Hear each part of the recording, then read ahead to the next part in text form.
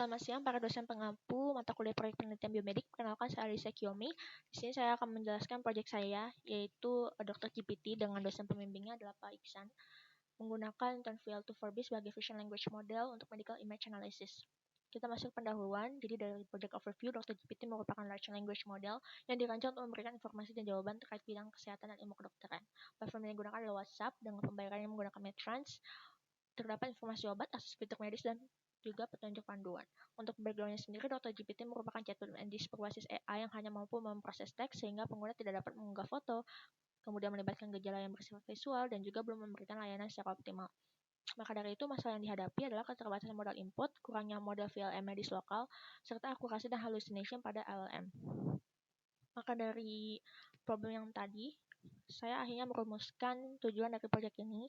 Tujuan utamanya mengembangkan fitur image analysis pada Dr. GPT agar platform mampu menginterpretasi gambar medis menjadi penjelasan klinis yang akurat dan actionable. Untuk tujuan khususnya adalah eksplorasi dan evaluasi InternVL2-4B, fine-tuning dengan Killora, integrasi RAG ke pipeline chatbot, serta evaluasi dan perancangan arsitektur deployment.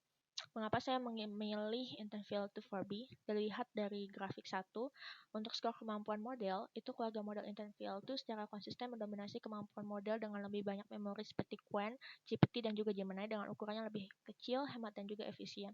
Beberapa fitur yang dimiliki yaitu resolusi yang dinamis, memori masif, dan juga efisien biaya. Berikut adalah SWOT-nya.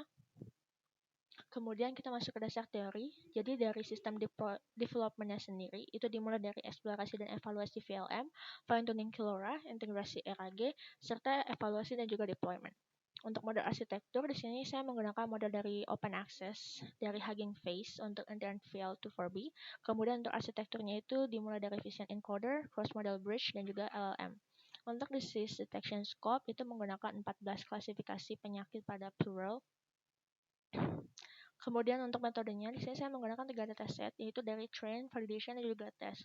Untuk notebook dan environment, saya menggunakan Kaggle server dengan menggunakan GPU T4 x 2, jadi ada dual NVIDIA Tesla T4 GPUs, dengan masing-masing dengan keseluruhan sessionnya itu memiliki limited 12 hours.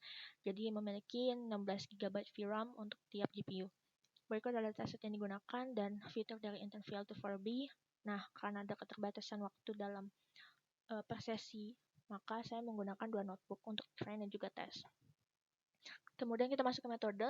Di sini ada dataset pre-processing untuk cleaning adanya missing entries, kemudian missing image, kemudian adanya image yang ditemukan di file image, cuman tidak ada di CSV, ataupun adanya address dari image tersebut di CSV namun tidak ada di file image.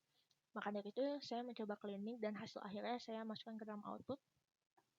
Dari output tersebut saya melakukan fine tuning terhadap base model. Di sini saya menggunakan epochnya 3 dengan 936 step. Jadi totally menggunakan seluruh HP parameter yang digunakan oleh KBA. Namun ternyata setelah dilakukan fine tuning seperti itu, terjadi indikasi overfitting. Nah, problemnya itu karena ada alur preprocessing dataset yang belum tepat juga. Karena saya menggunakan set validation itu menggunakan pecahan dari subset training dan berpotensi data leakage. Maka dari itu saya menerapkan early stopping dan juga regularisasi serta merapikan preprocessing dan memastikan pembagian dataset itu benar-benar terisolasi. Nah, di sini adalah evaluation matrix untuk first attempt-nya tadi. Dari BLEU1, BLEU4, ROACH-L, Meteor, dan juga BERT-score. Nah, berikut adalah test predictions-nya, jadi membandingkan kalimat yang digunakan di ground truth dan juga prediction. Masalah utamanya itu model menyerah untuk memahami fitur visual. Jadi terus-menerus mengulang kalimat template medis yang sama.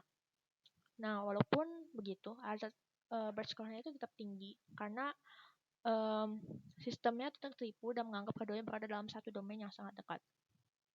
Maka dari itu saya akhirnya menggunakan kesempatan kedua untuk melakukan fine tuning dengan mengganti beberapa hyperparameter.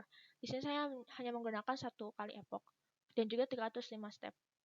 Meskipun memiliki risiko bahwa model menjadi lebih overfitting dan terlalu mengenali dataset, namun ternyata dari grafik kita dapat melihat bahwa grafik itu terus menurun gitu secara konsisten dan juga nggak ada pola divergensi.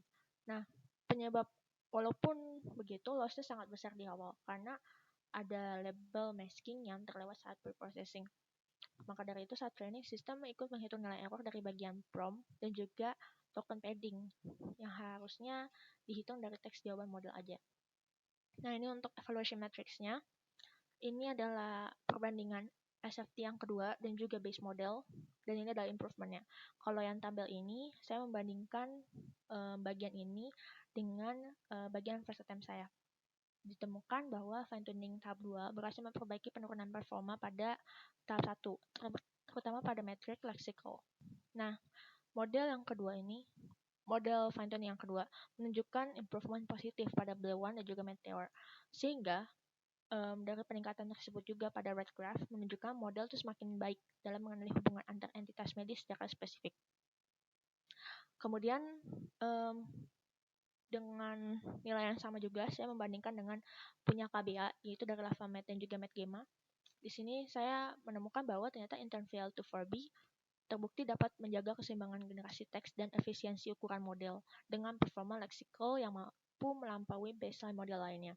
Namun untuk pengembangan kedepannya mungkin dapat memperbaiki kalkulasi metrik best score pada versi 2 agar dapat dioptimalkan kembali mendekati performa versi 1 sehingga dapat mendominasi seluruh aspek penilaian. Nah, beberapa poin pentingnya, interval 2-4B yang versi 2 itu unggul dalam generasi leksikal. Kalau yang MedGema KBA unggul dalam konteks semantik dan klinis, kemudian LavaMed itu unggul dalam struktur panjang dan juga relasi. Berikut adalah sampel dari tes tersebut. Ini adalah gambarnya, ini adalah ground truth, kemudian di base model, dan juga ini setelah melakukan supervised fine tuning. Nah, dari ground truth-nya, kita temukan dari chest X-ray itu ada pleural effusion di bagian kiri. Nah, pada base model, hanya dimulai dengan kata di chest X-ray, reveal several notable findings. Nah, kalau di SFT, walaupun menggunakan pendahuluan kalimat paragraf yang sama, dia memberikan pernyataan adanya pleural effusion di bagian kiri juga. Maka dari itu, terdapat kemiripan kata atau Roche L-nya itu memiliki improvement sebesar 0,257. Sebesar 0,128. Maka dari itu, kesimpulan dan sarannya adalah sebagai berikut. Sehingga untuk plan kedepannya, untuk saran kedepannya adalah melakukan integrasi RAG untuk validasi akurasi diagnosisnya. Itu adalah timeline yang digunakan, dan sekarang sudah memasuki penyusunan laporan dan juga presentasi. Itu adalah referensi yang digunakan. Sekian, terima kasih. Kurang lebihnya saya mohon maaf atas kata-kata saya yang salah. Terima kasih.